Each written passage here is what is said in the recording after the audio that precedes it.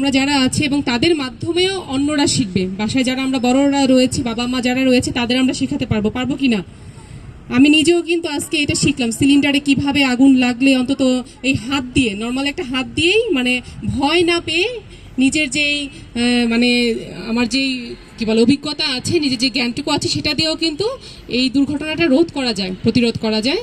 তো আমার মনে হয় এইগুলা সবার জন্য শিক্ষণীয়। বা আরেকটা দেখালো যে মহড়ার মধ্যে আগুন লাগলে যে ভেজা চটের বস্তা বা ভেজা যেই কাপড় চোপড় ইউজ করতে হয়, সেই বিষয়টা আমরা অনেকেই জানি, কিন্তু প্রপারভাবে কিভাবে ইউজ করতে হবে, কিভাবে মোকাবেলা করতে হবে, সেই বিষয়টা আমাদের সবার মধ্যে থাকা উচিত। বিশেষ করে শিক্ষার্থী যারা রয়েছে, আপনাদের সকলের উদ্দেশ্যে বলছি, আমাদের এখন পবিত্র মাহে রমজান মাস, এই উপলক্ষে শিক্ষা প্রতিষ্ঠান বন্ধ। তারপর আমাদের যেই শিক্ষা প্রতিষ্ঠানটা ছিল, আমাদের সর্বাত্মক তারা সহযোগিতা করেছে আমাদের উপজেলা কম্পাউন্ডের পেছনেই মনিস্টার, তো তাদেরও অসংখ্য ধন্যবাদ জানাচ্ছি। তাদের শিক্ষার্থীদের আমরা পেয়েছি, তাদের শিক্ষার্থীর মাধ্যমে আমরা মনে করি তাদের অভিভাবকরা শিখতে পারবে।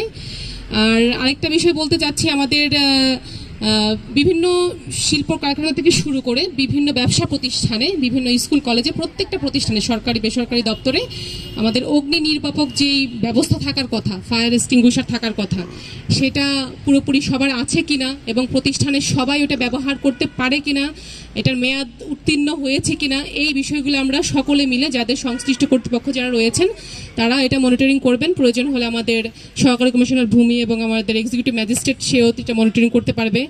আমরা প্রথমে তাদেরকে আমরা জানাবো যে এটা না করলে পরবর্তীতে আইনের আওতায় নিয়ে আমাদের মোবাইল কোর্টের মাধ্যমে কিন্তু আমরা জরিমানাও করতে পারি কিনা।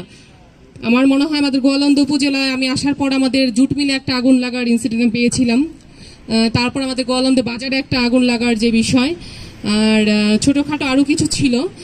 তো এইটার ক্ষেত্রে আরেকটা বিষয় লক্ষণীয় যে আমরা অতি উৎসাহী কিছু জনগণ থাকি, যাদের তখন সবার হাতে আমাদের এখন স্মার্টফোন, যে আমাদের যারা ফায়ার সার্ভিস এবং সিভিল ডিফেন্সে যারা সদস্য রয়েছে, তাদের যে কার্যক্রম, এটা তো প্রথম ভূমিকা কি, আগুন লাগলে জানাতে হবে, কাকে জানাতে হবে?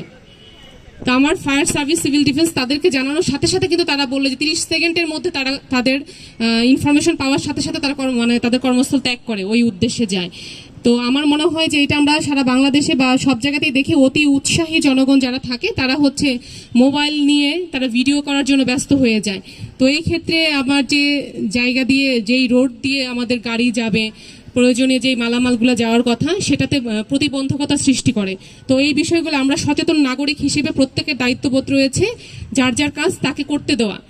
আমার মনে হয় এই ক্ষেত্রে আমরা প্রতিবন্ধকতা কেউ সৃষ্টি করব না, যারা করবে তাদেরকে ভালো মতন বোঝাবো। সম্মানিত সাংবাদিক কিন্তু যারা রয়েছেন, আমার মনে হয় এই ক্ষেত্রে আমাদের সকলের ভূমিকা রয়েছে।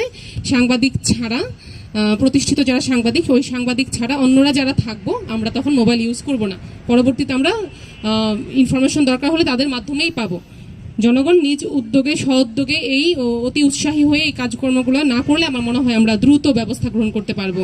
আরেকটা বিষয় যেটা লক্ষণীয়, আমাদের প্রথমত আগুন লাগলে যেই বিষয়টা দরকার হয়, পর্যাপ্ত পানির